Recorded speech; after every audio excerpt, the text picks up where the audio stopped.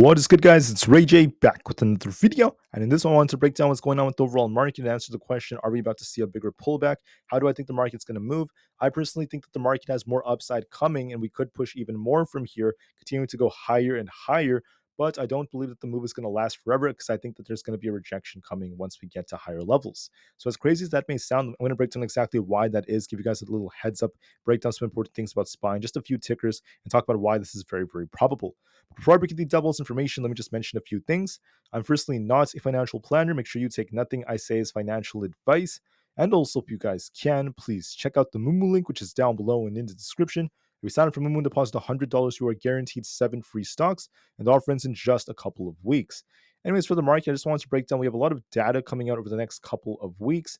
This week in particular does not have that much data that's going to affect the market too much, but the week after that is when we start to have like PPI, CPI, and things like that as we get closer to the middle of May. That's going to be very key, at least for the markets. We have CPI on May 15th, and things like this could always affect the way the market ends up moving later on. Now, for now, like I said in my previous video, the market has more upside potential, especially as we start next week. We could push even higher. That's definitely a strong possibility. But once again, when you have factors like CPI still being kind of hot, the latest, ISM manufacturing numbers not looking the best, new orders and manufacturing prices going up, it's a little bit more negative, at least for the markets in terms of inflationary data. So we'll just have to wait and see what happens by mid-May, at least a couple of weeks out.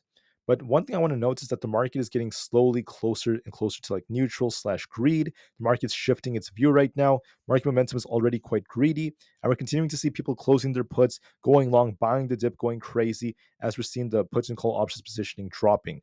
Now, here's the thing about this that's a big red flag, though, and that is what the VIX is doing. I want to show you guys something very interesting. So if I were to take a chart like this, kind of split them between each other, I'm going to show you something very, very interesting, by the way.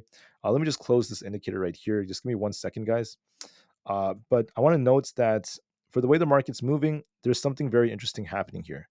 I'm going to actually collapse these. Give me 1 second. And I want to show you guys something very interesting. So what I'm first going to do is I'm going to actually delete all of these drawings right over here. So right here, I'm going to delete these drawings. And what you'll find is that the market is in a very, very interesting place. On my left side, I have SPY, and on the right side, I have this chart. I'm going to switch over to the VIX on the right side. So I'll show you guys something very interesting. We'll have the VIX right over here. And notice the connection between the VIX and SPY, or the S&P 500. We're going to change this to the 4-hour time frame. Notice this right here. So notice them side by side. They have a very, very interesting connection. All right. We'll go back last couple of months. Notice that when we go back to right here, the VIX has a tendency of bouncing off the 12 area. So look at, for example, February 9th, right over here. February 9th, we saw the VIX do something very interesting. The VIX came all the way down to 12, and then we got a big bounce on the VIX. Every time we hit the 12s, we tend to bounce really hard.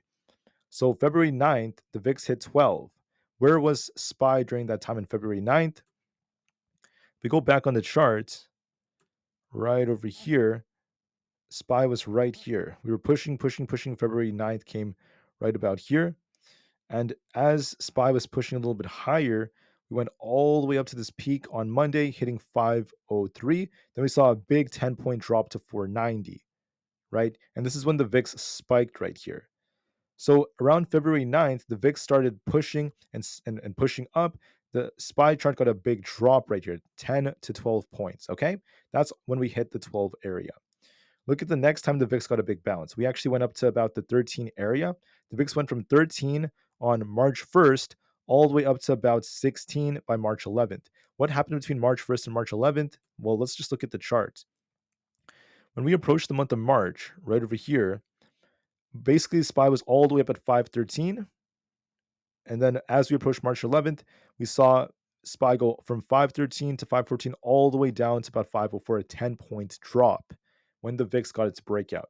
So we dropped 10 points on SPY. The VIX rallied about, we actually saw the VIX rally quite a bit going into March 11th by about, this is like 4 points. Okay, let's look at the last time. This is when we got that like big drop when the market was kind of topping.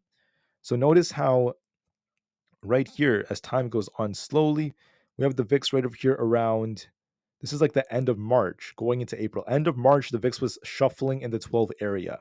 Okay. End of March. What happened? What happened? Look at what happened for a couple of weeks. As soon as April came, the VIX once again bounced off the 12s and went all the way up to about 21. All right. What happened to SPY at that time? SPY hit 525, and we saw SPY go from 525 all the way down to 493. So we dropped 30 points on SPY. We saw a big drop, a 5% pullback on SPY, and the VIX got this big bounce. All right. What's happening now?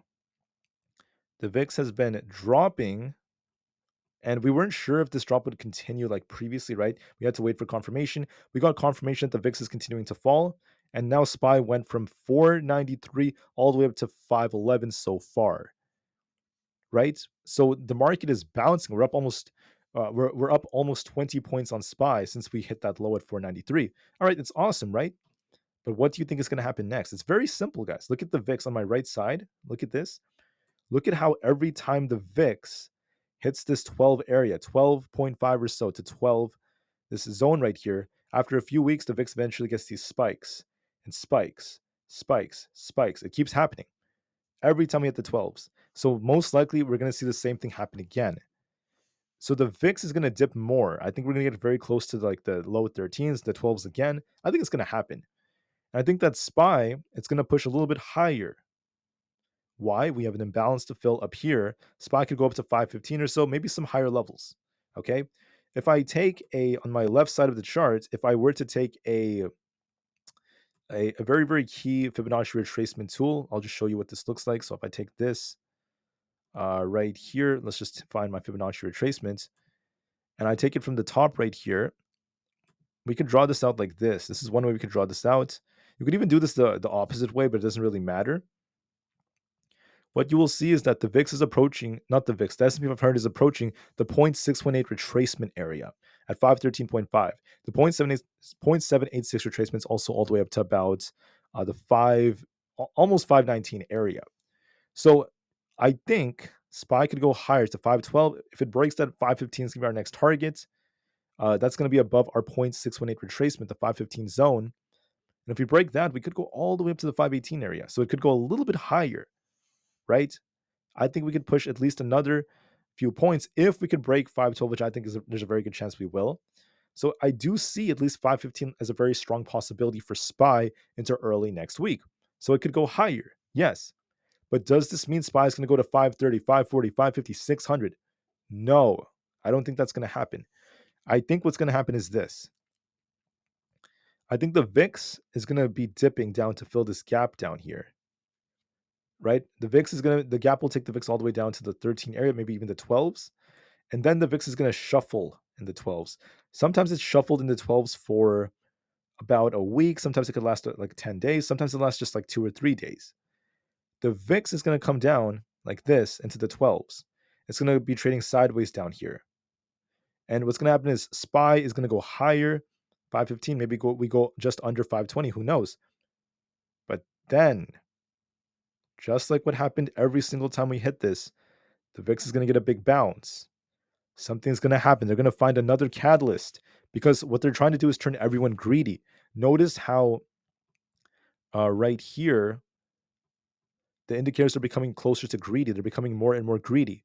We were super fearful before. We're getting slowly closer to neutral. We're slowly getting closer to greed. Market momentum is already greedy. Look at the put and call option positioning. It's neutral right now. It's getting closer to greedy. It used to be extremely fearful just a week and a half ago. Now we're back to neutral. So we're getting closer to greed. People are thinking the market's going to rally to new all-time highs. The market's going to rally. People are turning greedy again. It's all part of their game. It's all part of their trap. So I suspect what's going to happen is it's very simple. The VIX dips down to this support down here. SPY is going to rally to the next key retracement area. Maybe it goes up to 512. If that breaks, I could see maybe 515 coming. And if that breaks, 518 is a real possibility, 518 to 520. We go a little bit higher. Yeah, SPY could go higher. We'll be watching this on a daily basis. Then the VIX is going to bounce off the 12s. get a big rocket back up. Every time it's hit the 12s, we've seen this thing push all the way back to the 15 plus area. And this has gone on for the entire year. So it's going to likely push back to the 15 plus area. SPY will likely drop at least 10 points. At least 10 points, all the way back down to the low 500s, if not lower levels. So there's going to be another drop coming. SPY will get close to 520, maybe 518, 515, somewhere around that range, then reject and come back down to 500 again. That's what I find very probable on the charts for now. How about the triple Q? What is the triple Q going to do, in my opinion? Let me give you guys an answer. Let me remove my drawings. When we look at the triple Q, the QQQ, the NASDAQ 100, whatever you want to go over. But for the QQQ, it's very important to check this. Look at the high right here, this 450 area, and look at the low. I could see this potentially. We're currently at our 0.618 retracement. If we break through this, our imbalance would take us up to about 437, 439 as our resistance levels. And then I see 442 is the next 0.786 retracement area too. So I think if we do break past 436.5 to 437, our next target is going to be very close to 440 on the QQQ. It could go a little bit higher, yes. However, the same thing, the way the QQQ moves is very similar to that of SPY.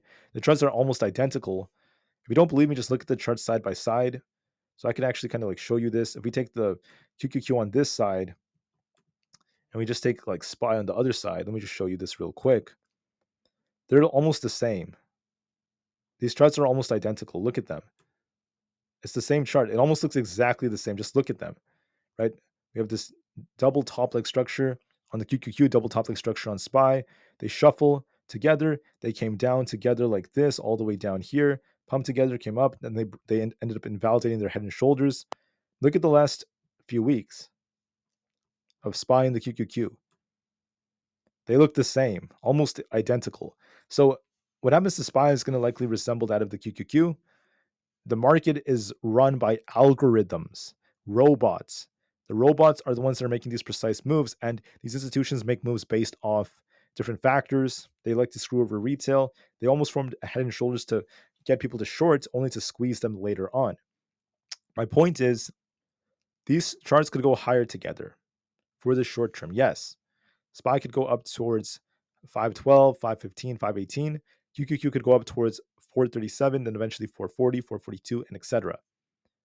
But just like the VIX is showing us, they're going to both likely get rejections once they go up higher. That's what I find to be very probable. I want to give you guys a warning about this. How would you day trade about this? Honestly, guys, my main strategy is just like dollar cost average. I like to dollar cost average a lot in different positions. You could go long temporarily, play the trend, and once we show signs that we're topping, you could get ready to kind of switch directions, right? But when you have this in the back of your mind, when you anticipate what's going to happen, this could give you an advantage over the way you trade. Nothing in the market is guaranteed, so nothing can be promised. But what can be said is that when you have this knowledge in mind, it's going to give you a better advantage, a better understanding when it comes to trading. I'm not going to talk as much about any other tickers, guys. I'll probably save Tesla and the others actually for Sunday. I think Tesla's going to follow the trend essentially. So Tesla, of all things, could actually rally a little bit. We could see Tesla try to push a little higher with the market, at least stay range bound. It really depends if it could break 186 or not. If we do break it, I could see an imbalance fill towards 90. But even if Tesla bounces with the market and pushes, what happens when the market comes down? Tesla, it typically gets dragged down with the market. That's typically what happens. The market affects it to a large extent. News also affects Tesla as external factors, but that's going to also affect how it moves. So we'll just wait and see. But please keep this warning in the back of your mind. I hope this video was very insightful, and I'll see you guys very soon in the next one. Thank you all so much for listening.